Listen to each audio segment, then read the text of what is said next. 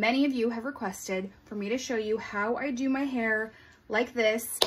Let's go. I'm going to show you. After using my styling products, I go ahead and blow dry them in. I work in sections, so I'm going to start with the bottom section of my hair. I like to straighten the very ends because the ends of my hair are kind of curly, a little fuzzy. And I'm going to show you different ways I use this straightening tool to curl. So I'm taking this straightener and I am pointing it towards the ceiling up and down.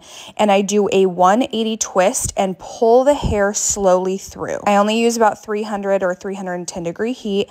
And I'm going to work on that second section now. This is where I start to position the straightener differently. This is so I get different types of curls kind of mixed in. For this section, instead of pointing the straightener up and down, I have it sideways, and I'm still doing the exact same method by pulling those strands through. For each section, when I'm done curling, I usually spray it with some kind of texturizing spray or hairspray. Since my hair is fine and thin, this just helps it hold it a little bit better. If you prefer your curls all kind of going the same way, I would stick to one angle of the straightener, whether that is sideways like this or pointed towards the ceiling.